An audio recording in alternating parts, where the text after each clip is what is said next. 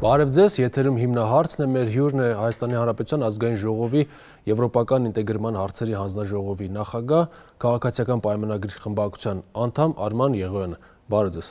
Շնորհակալ եմ մեր հրավեր ընդունելու համար։ Պարոն Եղոյան, վերջերս բարբերաբար ականատես ենք լինում վիրտուալ տիրույթում ձեր եւ ընդդիմադիր որոշ քաղաքական ուժերի ներկայացուցիչների միջև բանավեճերի, որոնք ցավոք սրտի հաճախ նաեւ ուղեկցվում են փոխադարձ վիրավորանքներով։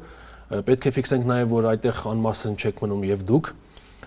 Ձեր կարծիքով ինչու հնարավոր չի մեզ մոտ քաղաքական ցիվիլ դիսկուրս ծավալ։ Հնարավոր է, նրանց հետ հնարավոր է։ Ձեր նշածը երևի մի դեպք է հողմանում Սամվել Կարապետյանի որդու հետ կապված։ Չէ, ես այդ մի դեպքը գիտեմ, այլ դեպքերում այնտեղ նորմալ քաղաքակիրթ կարծում քննարկումներ են գնում, եթե իրենք չեն վիրավորում, մենք էլ չենք վիրավորում, ամեն դեպս մենք առաջինը չենք վիրավորում, չեք տեսնի նման բան, ասեմ ավելին, մենք կանոնակարգ ենք ընդունել, ըստ որի նույնիսկ երկրորդը, նույնիսկ երրորդը պիտի զերծ մնանք վիրավորելուց, հա, այսինքն էլ ինչ պիտի անենք, կներեք էլի, ասենք։ Իդեպ կանոնակարգի մասին, ինչու ընդունվեց այդ կանոնակարգը, միթե առանց կանոնակարգի քաղաքացիական պայմանագրի ներկայացուցիչները պատրաստ չէին սոցիալական հարթակներում։ Մենք մենակ չենք, այս քաղաքական դաշտում մենք մենակ չենք։ Եթե մենք լինեինք մենակ, եթե սա լիներ Հյուսիսային Կորեան, հա, իհարկե, խնդիր չկա, եթե դու մենակ ես, եթե ոչ մեկ է չես շփվում, ոչ մեկ քեզ չի վիրավորում, ոչ մեկ քեզ չի սադրում, ոչ մեկ չի հայհոյում, օրինակ, հա, պարզ է, ինչի պիտի միակողմանի չի դա չէ, այսինքն քաղաքական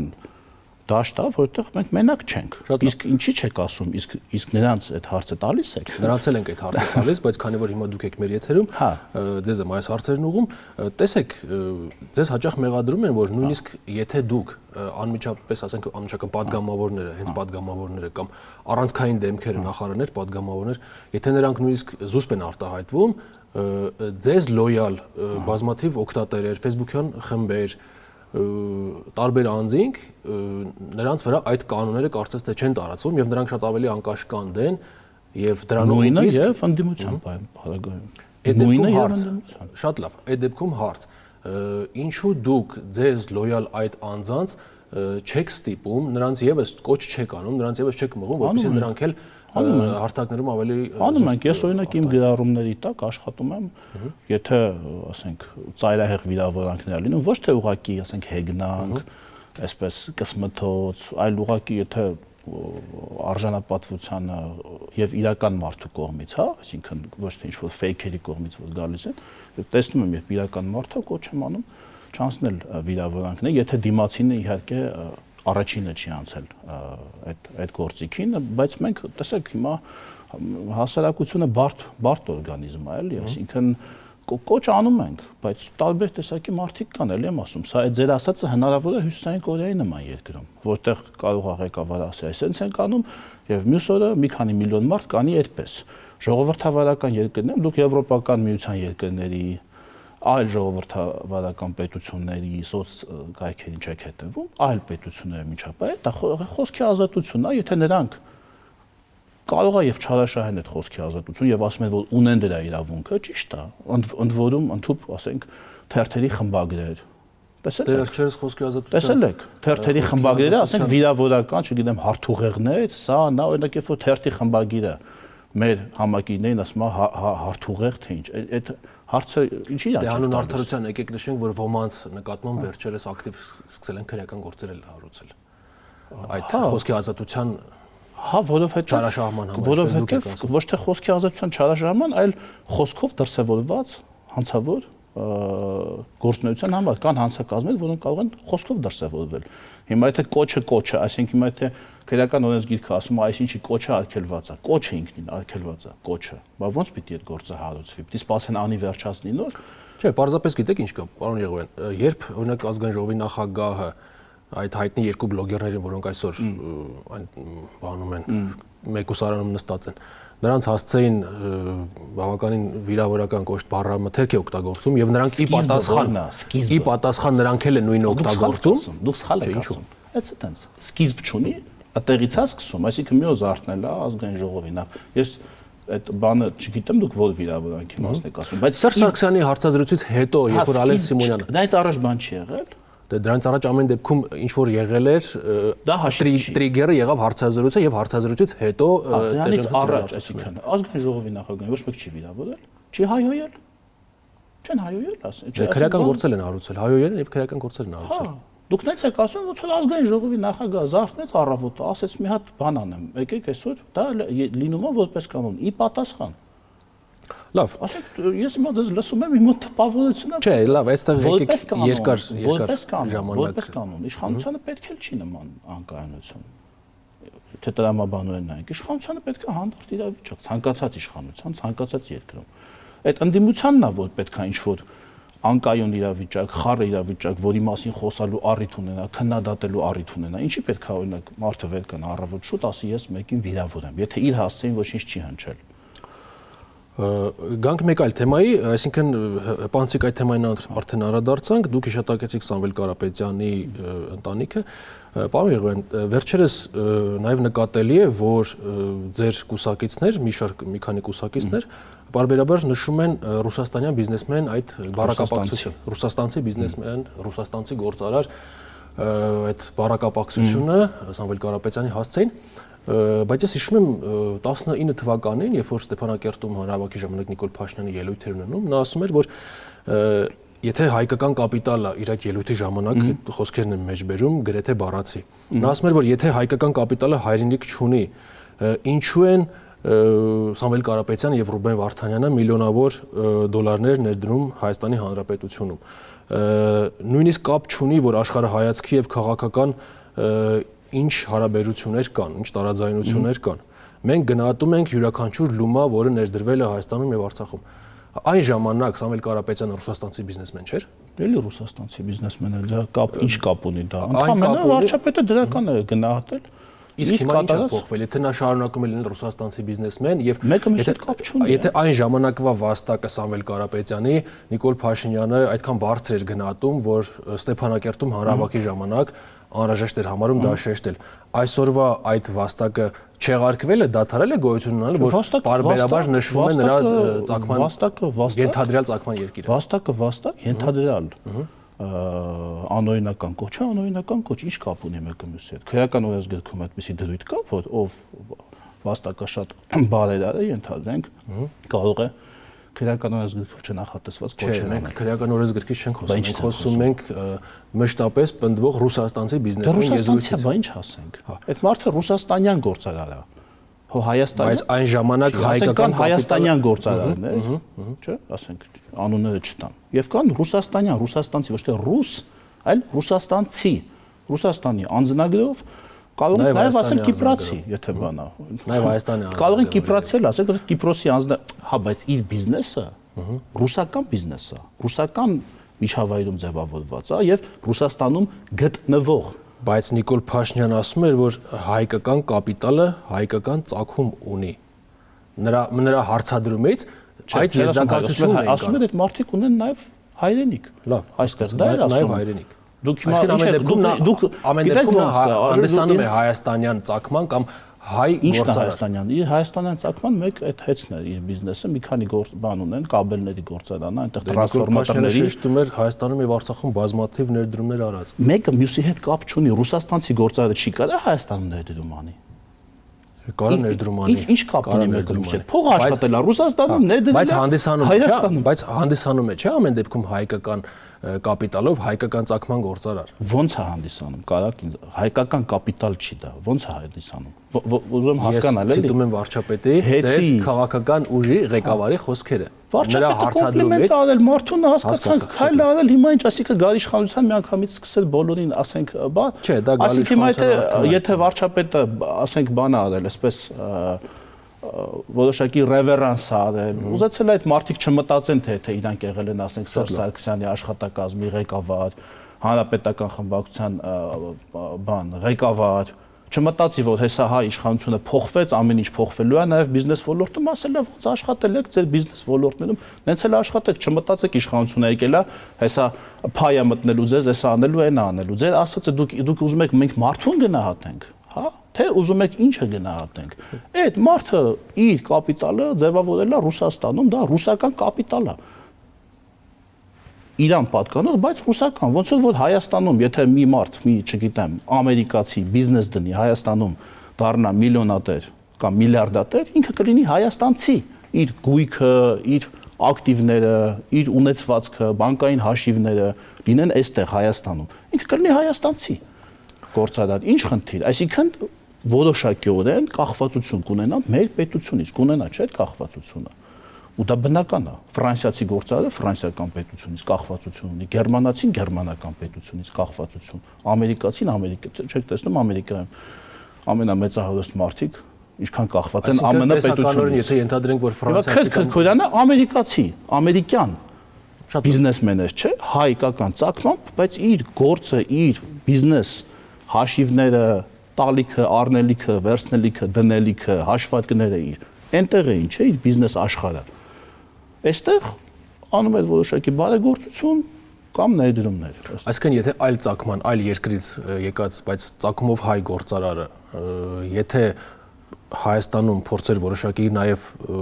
ենթադրյալ քաղաքական ակտիվություն դրսևորել, դարձյալ հայտարարվելու էր, որ օրինակ Քրքորյանի պարագայում, հա, պատկերավոր ասած Քրքորյանի կամ Ֆրանսիայի մեկ այլ, ասվելու էր, որ գերմանացի գործարարը կամ ֆրանսիացի գործարարը եկել է, այսինքն նույն բնորոշումը կտրվեր, հա։ Իսկ ինչի՞ չէ։ Հա, շատ լավ։ Իսկ ինչի՞ չէ, բայց թե ամերիկացի է կամ գերմանացի է, ոչ թե ազգությամբ, այլ քաղաքացիությամբ եւ իր շահերի կենտրոնով։ Բայց ինչի չենք ասում Ամերիկա։ Չէ, պարզապես հետաքրքիր։ Հա, իհարկե։ Շատ լավ, պարոն Եղոյան, վերջերս Եվրամիության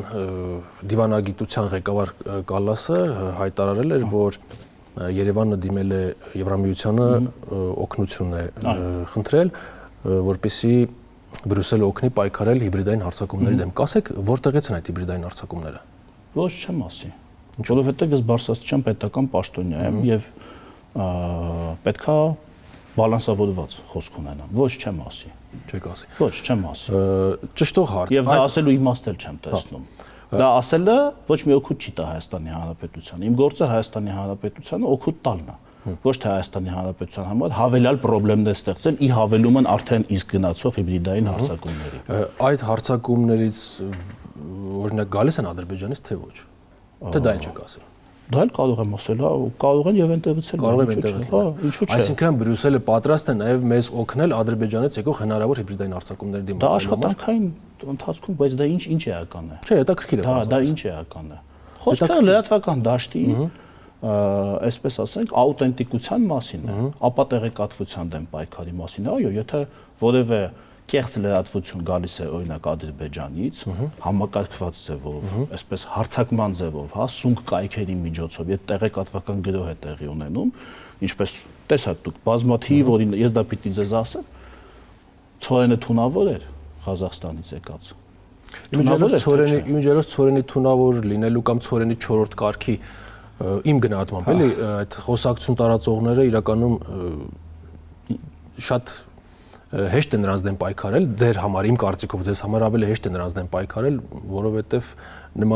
նման աբսուրդային եւ արհեստական օրակարգեր առաջ բերելու դեմ ավելի հեշտ է պայքարել, քան լուրջ հարցակումներ անելը։ Ունի Մարսելում առանձնատուն, չունի, բարձվեց չունի, բայց ֆրանսիական ինչ-որ սունկ կայք, որը բացվել էր դրանից, ասենք, 1 շաբաթ առաջ, գրել ու այստեղ ամբողջ մամուլը տարածում է։ Ինչ էին տարածում, չգիտեին, որ դա սուտ է։ Գիտեին, որ դա սուտ է, բայց այնուամենայնիվ գրում էին։ Պարոն Եղոյան, երբ Ադրբեջանի նախկին արտգործնախարար Թովֆիկ Զուլֆուղարովը հայտարարում է, որ Ադրբեջանը սեփականությունը պետք է հանդիսանա Մեղրիով անցնող երկաթուղին, դա հիբրիդային հարձակում է թե ոչ։ Պարզապես հարցնում եմ։ Դա դիրքորոշումն է, որը չի կարող իրականություն լինի, որովհետև դա հակասում միջազգային իրավունքի, շատ բան կարա հայտարարի։ Հիբրիդային հարձակումը տեղեկատվական գրոհն է։ Հիբրիդային հարձակումն է, որ այդ իր ասածը վերցնում են եւ այստեղ ներկայացնում են որպես ինչ ասեմ, մարդկանց ահաբեկելու միջոց։ Այսինքն ենթադրում եմ, գիտեք, Թովֆիկ Զուլֆուղարովը ես կարող եմ ենթադրել, թե ինչու են այստեղ վերցնում եւ օգտագործում։ Որովհետեւ Թովֆիկ մտածում եմ, Թովֆիկ Զուլֆուղարովը Ադրբեջանի նախագահի մամուլի խոսնակն է կամ նույնիսկ եթե դա ասում է Ադրբեջանի նախագահը, մտածում են, որ դե եթե ասում է, ուրեմն հեսա այդպես է լինելու, մեր ժողովրդին մի հատ գանք ահաբեկենք։ Այսինքն մենք ինչի մասին պետք է մտածենք, մեր ժողովրդի ստրեսակայունության, հոգեբանական կայունության մասին, դա շատ բան կարող է ասեն, բայց ասելով չի, գոյություն ունի կարգ կանոն, չէ՞։ Բայց ստորագրված փաստաթղթերի դրույթները ինչի այդ նույն ջանասիրությամբ չեն տարածում։ Նրանք հաշիվ չեն։ Այսինքն Վաշինգտոնում ստորագրված փաստաթուղթը ուժ ըստ իրանց չունի Թոֆիկ Զուլֆուղարովի խոսքը ուժ ունի, հա։ Դուք կարծում եք Ադրբեջանի նման խաղացողը առաջնորդվելու է միայն նրանով ինչ որ թղթի վրա է գրված։ Չէ, Թոֆիկ Զուլֆուղարովի ասածով առաջնորդվելու։ Չէ, ոչ թե Թոֆիկ Զուլֆուղարովի, այլ պարզապես Թրամփն էլ լսելու է բանին Թոֆիկ Զուլֆուղարովի հաշվի առնելով Ադրբեջանի ոչ բարվոք վիճակը, հա, նկատի ունեմ խոսքի ազատության, ավտորիտարիզմի, քաղաքական ազատությունների եւ իրավունքների տեսակետից, կարծում եմ, ենթադրում եմ, կարող եմ սխալվել իհարկե։ Կարծում եմ մի քիչ դժվար է այնտեղ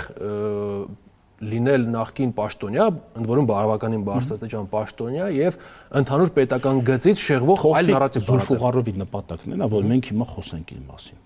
Մենք հիմա, մենք դուք ձեր հարցի բերումով մենք հիմա կատարում ենք իր նպատակը։ Չէ, չենք մենք իր նպատակին ենք ծառայում։ Նպատակն է, որ մենք իր մասին խոսենք եւ չխոսենք օգոստոսի 8-ում պայմանագրում նշված հայտարարություն նշված կետերի մասին, Հայաստան ԱՄՆ ռազմավարական երկխոսության մասին, սրա մասին, դրա մասին, դա ուզում է ծածկի ինքը մեր լրատվական դաշտում։ Ինչի դուք նրա ասում եք մենակ թղթով է առաջնորդվում։ Չէ, մենակ թղթով չի առաջնորդվում, հնարավորություններով էլ է առաջնորդվում, որտեղ որ հնարավորություն կա թղթերը խախտելու, ինչպես ցանկացած պետություն։ Այսինքն դու դա խոստովանում եք, որ դա կարող է այդպես լինել։ Դա խոստովանալու հարց չի, դա պարզ տրամաբանություն է։ Դա պարզ տրամաբանություն է։ Պարզ է, որ եթե տեսնի, եթե այս աշխարհը լինի ջունգլի, եթե կարգ ու կանոն չլինի, եթե մենք վերադառնանք միջնադարյան աշխարհում, եթե մենք ապրենք, պարզ է, կարան վերցնեն բանանեն միջնադարում ոնց էր, ձիերին հեծնեն, արշավեն աշխարհի այս ցերից, այն ցերը ով ուժեղա նայել հաղթի։ Այսօրվա աշխարհում չնայած որ նման բաներ, այսինքն կարգի խախտումներ լինում են, բայց ամեն դեպքում կա կարգ ու կանոն եւ Ադրբեջանի նման պետությունները այդ կարգ ու կանոնը խախտելուց առաջ պետքա լավ հաշվարկեն իրենց գործողությունները։ Հիմա դուք ասում եք այդ կարգ ու կանոնի մեջ եղած մի թուղթը մեզ հավելել երաշխիք, իհարկե հավելել երաշխիք է։ Իհարկե հավելել երաշխիք է։ Հիմա այդ թղթով է լավ թե առանց թղթի, բայց այդ թուղթը կխախտի։ Բա չեղած թուղթը, բանավոր պայմանավորվածությունը կամ ոչ մի պայմանավորվածությունը թափես կարա չխախտի, ուղղակի անինես ոնց ուզում է, եթե թուղթ էլ չլինի։ Ամեն դեպքում չկա ռիսկ, որ ինչ-որ փուլում այդ հարցը, այդ երկաթուղու սեփականության իրավունքը տրամադրել չտրամադրելը եւս ինչ-որ փուլում դարձնեն բանակցությունների թեմա։ Հայաստանի Հանրապետության սուվերեն տարածքը պատկանում է Հայաստանի Հանրապետությանը։ Որևէ մեկը ոչ մի պաշտոնյա, լինի վարչապետ, լինի այլ պաշտոնյա, ընտրովի, նշանակովի, չի կարող Հայաստանի Հանրապետության սուվերեն տարածքի նկատմամբ իրավունքը օտարել։ Դա է միջազգային իրավունքի կարգ ու կանոնը։ Ես դες ուզում եմ հիշեցնել ազատության գաղտնազերծած ուրեմն բանակցությունները Քիվեստի մասին, որտեղ այն ժամանակվա պետքարտուղարը երբ լսում է այդ գաղափարը, ասում է այս հայերն ու ադրբեջանցիներն ուզում են տարածքներ փոխանակեն, հա, ինչ որ հանկարծ չի կարելի նման բան թույլ տալ, որտեղ դա կխախտի աշխարհի բալանսը, կարգ ու կանոնը եւ այլ, ասեք, որ հանկարծ դες բան չանեն։ Այսինքն Հայաստանը ուզենա էլ աշխարհի չի կարա դեմ դուրս գա աշխարհի կարգ ու կանոնին։ Ասի ես գիտես ինչ, իմ տարածքից ուզում եմ հրաժարվեմ, իմ տարածքը նվիրեմ, այսինչ, այն աբսուրդային ինչ որ բանում, չգիտեմ, միգուցե այդ հիբրիդային հարձակման այդ հեղինակների պատումներում միգուցե կարող է նման բան լինի, բայց իրական կյանքում գետնի վրա բան չէին հավաքվել Վաշինգտոնում։ Ինչ էին այդքան քննարկում, Թրամփը ինչ ընտրվել է 6 ամիս, դա քննարկվել է։ Ամեն բառը, ամեն ստորակետը, այդ մոդալիթիները, այսքան հիմա ստորագրելուց հետո գալիս են, գնում են, հեսա էլի գալու են, բայց դա ինչի համար է։ Եթե կարգ ու կանոն աշխարհի կարելի է ուղղակի այսպես ուժով խախտել։ Դեպի ինֆորմացիա կա ով է գալու։ Փետրվարին 3-ից տեղեկատվություն կար։ Այդ բանամասները չեմ կարող ասել, բայց մարդիկ ովքեր պատասխանատու են այդ հարցերի կարգավորման համար։ Իդեպ, քանի որ նաև ամերիկյան միջամտությունից խոսեցինք, կարծիք կա, որ Թրամփի այս նախագահական կադենցիայից հետո, եթե նա չընտրվի, այլ կուսակցություն, այսինքն դեմոկրատական կուսակցություն գա կամ առասարակ այլ նախագահ լինի, այս ամերիկյան այս ակտիվությունը կարող է որոշակիորեն նվազել կամ վերանայվել։ Նման սցենարների մենք պատրաստ ենք, դա հասկանալու համար մենք պետք է հասկանանք ինչով է պայմանավորված ամերիկյան ակտիվությունը։ Ես չեմ կարծում, որ ամերիկյան ակտիվությունը մեկ գործոնով է միայն պայմանավորված։ Ընդհանուր աշխարհում հիմա դուք նկատում եք, որ արևելք, արևմուտք, առևտրաշրջանառության աճ կա եւ դրան զուգահեռ ճանապարհների սղություն կա, արևելքը ընդհանուր գլոբալ առևտրի աճ է գրանցվել աշխարհում, իսկ ճանապարհները նվազել են։ Եղած ճանապարհներն էլ դարձել են վտանգավոր։ Եվ ծովային ճանապարհները, այնտեղ Սուեզի ջրանցքը, Կարմիր ծովը, Ռութիներ եւ այլ ծովահեններ, հյուսիսային ճանապարհը, Ռուսաստան, Ուկրաինա, դա գիտեք, եւ այդտեղից է ցակել այս միջին միջանցք, որը պետք չի շփոթել մեր պետության որևէ առանձին ինչ-որ ճանապարհ, ընդհանուր գաղափար է, այսինքն վերին, այսպես ասած, ճանապարհի եւ ստորին, այսինքն հարավային ճանապարհի մեջտեղում, այսինքն միջին հատվածում գտնվող ճանապարհ։ Ես հասկացա։ Նկատի ունեք ինստիտուցիոնալ հաջորդականությունը կպահպանվի, այսինքն դա անձով չի պայմանավորված, այլ միջին Ասիայի պետությունների սամիթ էլ եղավ Վաշինգտոնում։ Ուզբեկստանի եւ Ղազախստանի նախագահներին հրավիրել են մեծ քսանյակի հանդիպան։ Սրանք բաներ են, չէ՞, նշաններ են։ Կան երևույթներ, որը չի գտնվում մեկ մարդու վերահսկողության տակ, ինչքան էլ հզոր լինի այդ մարդը, կան բնական երևույթներ։ Ասում եմ, արտադրողականության եւ առևտրաշրջանառության աճ, երկրի բնակչության աճ, աճումը։ Ասենք, երբ որ ես երեխա էի, 6 միլիարդ մարդ էր ապրում երկրագնդի վրա, հիմա 8 միլիարդ մարդ է ապրում։ Այդ մարդիկ սպառողներ են, չէ՞, ծավալը աճել է, չէ՞, նոր ճանապարհներ են, չէ՞, պետք։ Սա մասին է խոսակցությունը։ Ինչի մենք մեզ զրկենք այդ նոր ճանապարհների կիսում եմ ձեր տեսակետը վրա գտնվելու հնարավորությունը։ Ես բոլորովին կիսում եմ ձեր տեսակետը, սակայն այստեղ վարչակազմերի փոփոխությամբ զուտ տեսականորեն դատողություն եմ անում հիմա, Աստված սխալվեմ, բայց խնդիրն այն է, որ վարչակազմերի փոփոխությամբ նաև կարող է այստեղի այս պրոյեկտի մոդալիտին, ինչպես դուք նշեցիք, փոխվել, այսինքն այդ ճանապարհի կարգավիճակի հարցը կարող է այստեղ փոխվել։ Ուրեմն քիչ այդ Կիկոսի մահվան այդ մեր հայկական նարատիվի նման է։ Ինչի եք դուք դա այսպես մտածում։ Չէ, ձեզ թվում է այս փաստաթուղթը մի հոգի վարչակազմի, օրինակ տեսեք, Վաշինգտոնում վարչակազմի փոփոխությամբ լուրջ փոփոխություն տեղի ունեցավ նույն ուկրաինական թատերաբեմի հետ կապված ամերիկյան մոտեցումների մեջ։ Հասկանում ենք։ Այստեղ չի կարող այդ նույն փոփոխությունը։ Իմ գնահատմամբ դրա հավանականությունը շատ քիչ է, եթե չասենք մոտը 0-ին։ Ինչու բացատրում եմ, որովհետև այնտեղ այլ, ձեր ասած, մոդալիտիներ են, այլ հարացույց է, այլ իրավիճակ է։ Մեր մոտ այլ, այսինքն նախ մենք պետք է շատ բարձր գնահատենք այս վարչակազմի արածը։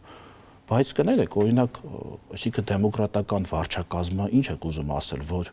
որ ինչ մեզ վնաս պիտի տա, հա, կամ ի վնաս մեզ պիտի գա գործի, մենք դեմոկրատական վարչակազմի հետ ենք նորմալ հարաբերություններ ունեցել, ռազմավարական գործընկերության փաստաթուղթը նրանց օրոք չէ կնքվեց։ Ասում էին, հեսա Թրամփը կգա, կչեղարկի։ Դա տեղի չունեցավ։ Հիմա էլ ասում են հակառակը, դե լավ, դեմոկրատները կգան, սա կչեղարկեն։ Ամերիկան այդպես չի աշխատում, որ այսպես 1-2 հոգի փաստաթղթերը նայի միայն ինստիտուտներ են աշխատում ու լուրջ ինստիտուտներ են աշխատում, հաշվարկներ են արվում։ Ամերիկայի նախագահը ձեզ թվում այսինքն ինքը բան ու գործ չունի, բանը ուղղակի պետքա այսպես ասեմ մերելացին պրոյեկտներ հովանավորի, իհարկե ոչ։ Աշխատել են թվեր են ներկայացնել շահավետության, ծանրաբեռնվածության այդ ճանապարհի հազար մի ինստիտուտ է, չէ՞, այդտեղ աշխատել, նոր դա հասել է ԱՄՆ նախագահի սեղանի նոր արժանացել է իր հավանությանը, եթե դա ձեռնտու է Ամերիկայի համար, իսկ դա ձեռնտու է Ամերիկայի համար, ինչպես նաև մեզ համար, ինչպես նաև Ադրբեջանի համար, հակառակ դեպքում այս 3-ից մեկը չեն ստորագրի, 3-ից էլ դա ձեռնտու է, ինչի պետք է Ամերիկայի նոր վարչակազմը գա ու ինչ-որ բան փոխի ի վնաս մեզ, եթե սա արդեն իսկ գործարկվում է ու մոտ է աշխատելուն արդեն։ Պարոն Եղոյան, ներկայումս Երևանը բավականին մենք իհարկե խոսացինք մի փոքր այդ մասին, ակտիվ հարաբերություններ է կառուցում Եվրամիության հետ։ Այո։ Միաժամանակ Եվրամիություն, Ռուսաստան, Արևմուտք այդ առանցքում փոփոխություններ որոշակի տեսնում ենք, ինչ որ կորեկտիրովք սրա հետ կապված մեր քաղաքականությունը ինչ որ փուլում հնարավոր է վերանայվի, կապված եւ Եվրամիության մեր առաջնահերթությունը եւ Ռուսաստանի։ Մենք պաշտոնապես էլ հայտարարել ենք, որ բալանսավորման եւ բալանսավորված քաղաքականությունը։ Մենք այլ բան ենք ասել։ մեր մերձեցումը Եվրամիության հետ հենց այդ բալանսավորման տրամաբանության մեջ է, որովհետև մինչ այդ մեր հարաբերությունների առյուծի բաժինը եղել է Ռուսաստանի հետ, ԵԱՏՄ-ի հետ, ՀԱՊԿ-ի հետ մինչ այդ տարիներ առաջ։ Հիմա ի՞նչ է նշանակում բալանսավորում։ Բալանսավորում չի նշանակում մեկի հետ հարաբերությունները խզես, այն մյուսի հետ հարաբերությունները 0-ից սկսես։ Բալանսավորում նշանակում է ամեն մեկի հետ ունենաս փոխադարձ շահերի խաչման կետում գտնվող մի ինչ-որ ծավալի հարաբերություն։ Հիմա ասենք վատա որ մենք Ֆրանսիայից զենք ենք առնում։ Չառնենք, լավ համակարգեր են, ցույց են տվել իրենց արդյունավետությունը։ Բա համել հիմա մի հարց ներքև կարող ասեք, բա բանակի սպառազինության հարցը, չէ՞։ Հիմա լավ համակարգ առնում ենք, այլ պետություններից էլ ենք ուզում առնենք։ Վատա որ առևտրաշրջանառությունը աճում է Եվրամիության հետ, այս տարի աճել է 10%-ով։ Ինչը տենց շատ մեծ թիվ չի, բայց քիչ թիվ էլ չի։ Դրական դինամիկա ունենք։ Վատա որ մի կենտրոնի հետ առևտրի կախվածությունը նվազում է, դա վատ բան չի, չէ՞։ Երբեք այնտեղ հարաբերությունները չեն հասնելու 0-ին, նկատում Ռուսաստանը, երբեք։ Եվրամիությունն էլ անցած տարի Եվրամիությունը Ռուսաստանի հետ 100 միլիարդ եվրոյի առևտուր արել։ Ես այստեղ մեծ դրամա չեմ տեսնում, էլի, կարծում եմ շատ բալանս, մյուս Հնդկաստանի հետ մեր հարաբերությունները որ դինամիկ զարգանում են, արաբական աշխարհի հետ, գիտեք, ոնց որ բանը, դրանք ոնց որ դուրս մնան մեր լրատվական բանից, ծածկույթից, հա, Սաուդյան Արաբիան։ Մենք Սաուդյան Արաբիայի հետ հարաբերություն ընդհանրապես չունենք։ Ես մի գաղտնիք ասեմ, ճակերտավոր, իրանք չէին էլ ճանաչել մեր պետությունը։ 20 թվականին են ճանաչել, որ ընդհանրապես Հայաստան պետություն կա աշխարհում, հիմա շատ ակտիվ մենք իրանց հետ աշխատում ենք, կարևորագույն պետությունն է, կարևորագույն մերձավոր արևելքում, Քաթարի հետ ակտիվ աշխատում, Միացյալ Էմիրություններ, Հնդկաստան, Եգիպտոս, որը ասեմ, բայց ամեն ինչը Իսրայելում դեսպանություն բացեցինք, չունեինք ընդհանրապես դեսպանություն, բացեցինք։ Սրանք թելեր են, որոնք ինչքան շատ են, այնքան ավելի ամուր է այդ, այսպես ասած, ցանցը, որի վրա որ մենք գտնվում ենք, հա։ Խնդիրը այն է, որ նույն Եվրամիությունը եւ մենք ամսվա սկզբին, երբ որ Բրյուսելում այդ ճեպազրույցի ժամանակ նույն կալասը հայտարարեց, որ անուն չտալով, բայց քանի որ այնտեղ նրա կողքին կանգնած էր Արարատ Միրզոյանը, հասկանալի է, որ Հայաստանի նկատի ուներ, որ պետք է Հայաստանը մեր գործընկերները եւս միանային այդ պատժամիջոցային քաղաքականությունը եւ նրանք հիմա, եթե չեմ սխալվում, կարող եմ սխալվել իհարկե թվի մեջ, 37%-ով են կարծես թե հետևում, այսինքն ինչ որ փուլում գոյությունի Եվրամիության արտաքին քաղաքականություն, ընդհանուր արտաքին քաղաքականության գործիք, այսինքն սանկցիաներ, արտաքին քաղաքական որոշումներ եւ այլն։ Աշխարհի բոլոր կողմերի հետ պայմանավորված Իրան, Ռուսաստան, չգիտեմ, Աֆրիկա, ԱՄՆ, այսինքն Եվրամիության արտաքին հարաբերությունների կարգավորումները եւ գոյությունի տոկոս, որով որ գործընկեր պետությունները հետևում են այդ արտաքին քաղաքականության ուղենիշներին։ Եվ տիկին Կալասը ինչ ասեց, Հայաստանը 37%-ով է Հայաստանի եւ մեր մոտեցումները, այսինքն արտաքին քաղաքական մոտեցումները 37%-ով են համընկնում։ Այնտեղ որտեղ որ համընկնում են։ Ես հաթաթ որոշումները չեմ կարող ասել, ինքը դա ասեց։ Դա այնպես չի, որ մեզ ինչ-որ մեկը դա ստիպում է։ Մեր դիրքորոշումները այս պահին արտաքին քաղաքական հարցերում եւ իրենց դիրքորոշումները 37%-ով համընկնում են։ Այդ նշանակում է, որ 63%-ով չեն համընկնում։ Որևէ պարտադրանք չկա, ազատ են պետությունները։ Ճիշտ է, մերձեցմանը զուգընթաց, այլ պիտի անկեղծ ասենք, այդ տոկոսը պիտի աճի։ Ինչքան ավելի մոտ է հարաբերությունը, օրինակ տեխնացու անդամների, տեխնացու պետությունների դեպքում այդ տոկոսը պիտի լինի ավելի բարձր, բայց դա երբ որ պետություն դառնում է անդամության տեխնացու արդեն։ Մենք էլի Կիկոսի մահ չանենք, թե որ երբ մենք լինենք անդամության տեխնացու, Եվրամիությունը ինքը ինչ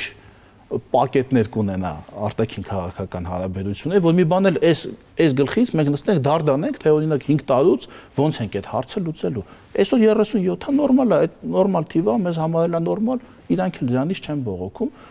ու շարժվում ենք առաջ։ Կիկոսի մահ չէ, պարզապես Այն պայմաններում, երբ մենք Ռուսաստանի հետ գնալով մեր առևտրի այդ օպցիաները, այսպես ասեմ, շատանում են, մանավանդ հիմա հատկապես Ադրբեջանի այդ տրանզիտը երբ որ բացվել է եւ այնտեղից ավելի շատ ապրանքներ են սկսել գալ, ենթադրում եմ, որ եթե ոչ այս տարվա կամ թեկուզ հենց այս տարվա կտրվածքով որոշակի առևտրաշրջանառության աճ կունենանք, դինամիկա որոշակի կունենանք։ Տեսնենք, հələ որ նվազել է այս տարի 50%-ով նվազել է։ Դա մի քիչ այլ գործոններ են նվազել են, ոսկոտ կապված, բայց այս մնացած ապրանքախմբերի մասով կարծում եմ աճ կլինի։ Այդ իսկ պատճառով, երբ որ դա ավելանում է եւ խմբերն են ավելանում, ապրանքախմբերն են ավելանում, ճանապարհային ուղիներն են բացվում, մի քիչ տարօրինակ է չակնկալել, որ Եվրամիությունը մեզ որոշակի ընտրության առաջ կկանգնեցնի։ Ոչ, Եվրամիությունը չի ասում առևտ, ես բերեցի թիվը, չէ, իրենք տեղով, հենց իրենք 100 միլիարդի առևտուր են արել։ Եվրամիությունը որոշ ապրանքատեսակների համար, այո, կարող է սահմանափակումներ մտցնել եւ մտցնել է, ասենք ինչ-որ չիպեր, միկրոչիպեր, բանը dual usage ոնց են ասում, երկակի նշանակության օգտագործման ապրանքներ, ասենք այնտեղ լվացքի մեքենայի հետ մեջի բաները, որ հանում են միկրոսխեմաներ, այդպեսի, բայց դա չի նշանակում, որ Եվրամիությունը ասում է